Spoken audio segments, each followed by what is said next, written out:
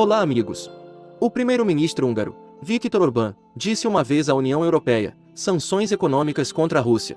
A princípio, pensei que a UE estava dando um tiro no próprio pé, mas agora está claro que demos um tiro nos pulmões. E com falta de ar.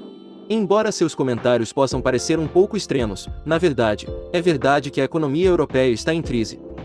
E eles têm que lutar para encontrar uma maneira de lidar. Desde o início da guerra da Ucrânia, o Ocidente impôs gradualmente as sanções mais duras, destinadas a paralisar a Rússia. Eles esperam que, com isso, Putin pare a guerra na Ucrânia. Até agora, no entanto, as sanções não tiveram o sucesso esperado. Porque, no geral, a economia da Rússia ainda está funcionando. Por outro lado, a União Europeia, neste momento, é exatamente como o primeiro-ministro Orbán disse: eles estão ofegantes. Primeiro, em termos de preços de energia, incluindo o petróleo bruto, que subiram para níveis recordes em relação ao mesmo período do ano passado. Que, fazendo com que os custos de insumos das empresas aumentem, a produção de bens também aumenta. Isso levou à inflação. Segundo a Agência Europeia de Estatísticas, em julho de 2022, o euro desvalorizou-se 8,9%, a taxa mais elevada desde a Guerra Fria. Então, por que os preços da energia são tão altos? O principal culpado é a Rússia, porque cortou o fornecimento de gás para a Europa em 60%. A partir daí, levando a uma escassez de oferta, enquanto a demanda aumenta, fazendo com que os preços aumentem. Na verdade, isso não é totalmente correto. Vamos dar uma olhada na ilustração a seguir. Estes são os 5 maiores fornecedores de gás do mundo, incluindo Rússia, Estados Unidos, Catar, Noruega e Austrália.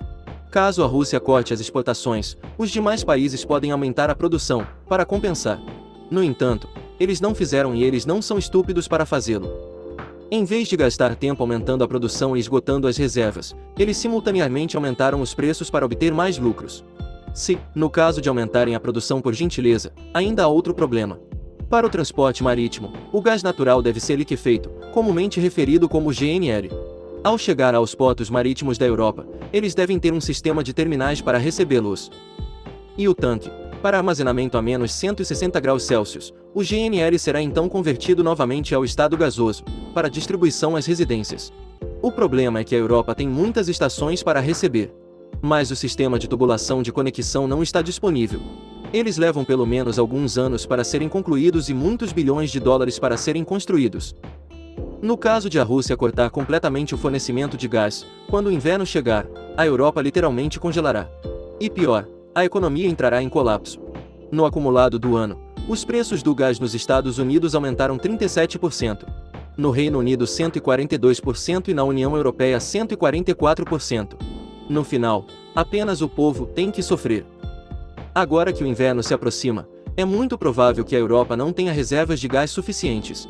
Muitas famílias recorreram a outras fontes alternativas de energia, principalmente derivados de petróleo. Isso contribuiu para que o preço deste item também aumentasse.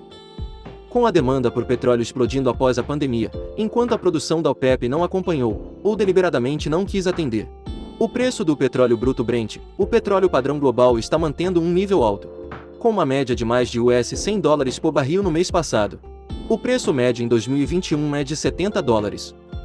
Além disso, em junho, a União Europeia aprovou oficialmente um embargo de petróleo, parte do 6º pacote de sanções impostas a Moscou. Assim, a maioria dos membros terá um período de 6 meses para parar de importar petróleo bruto russo e 8 meses para todos os outros produtos petrolíferos. Com tamanha pressão, juntamente com a falta de compromisso da OPEP em aumentar a produção, será difícil que os preços do petróleo caiam rapidamente para o nível médio em relação ao ano anterior. Como mencionado acima, os altos preços da energia são a principal causa da inflação na Europa e em todo o mundo. Atualmente, o preço dos produtos eletrônicos na UE aumentou em média 36%. Os alimentos aumentaram 10,4% e as contas de luz aumentaram sem fim à vista. Por exemplo, em Espanha e Portugal 411%, Grécia 343%, França 336% e Itália 318%. Enquanto a União Europeia está lutando, a Rússia se beneficiou muito com as exportações de energia. Vamos dar uma olhada neste gráfico. O valor médio que eles ganharam com petróleo e gás de março a julho de 2020 e 2021 é de $50 bilhões. No mesmo período deste ano, eles arrecadaram até $90 bilhões. Além disso, Putin também fez uma condição: os países hostis devem pagar pelo petróleo e gás em moeda RUP. Graças a isso, O dinheiro russo não perdeu muito valor nos últimos tempos. É por isso que a economia de Moscou não entrou em colapso, antes das duras sanções do Ocidente. Além disso, a Rússia tem muitos parceiros especiais, incluindo Índia e China, os dois principais países consumidores de petróleo bruto do mundo. Eles aumentaram a capacidade operacional das fábricas, para importar mais, contribuindo para ajudar a Rússia a compensar a perda de receita do corte para a Europa. Isso irritou o mundo ocidental. Durante uma conferência recente, os líderes europeus pressionaram e criticaram a Índia. Aumentar as importações de petróleo da Índia equivale a financiar a guerra da Rússia. Seu ministro das Relações Exteriores respondeu da seguinte forma: nossas compras totais para o mês não são iguais ao que a UE compra em uma tarde. Todo mundo é apenas para seu próprio ganho econômico. Você deve se concentrar nos problemas europeus. Sim, em tempos difíceis, cada um é por si. Em suma, a Europa ainda precisará da Rússia para sobreviver no curto prazo. Quanto ao longo prazo, Moscou certamente enfrentará muitas dificuldades. O país sobe ou desce, graças aos seus líderes. O vídeo termina aqui. Obrigado a todos por assistirem e gostarem. Se você achou o vídeo útil, por favor, dê um like e se inscreva no canal para nos apoiar.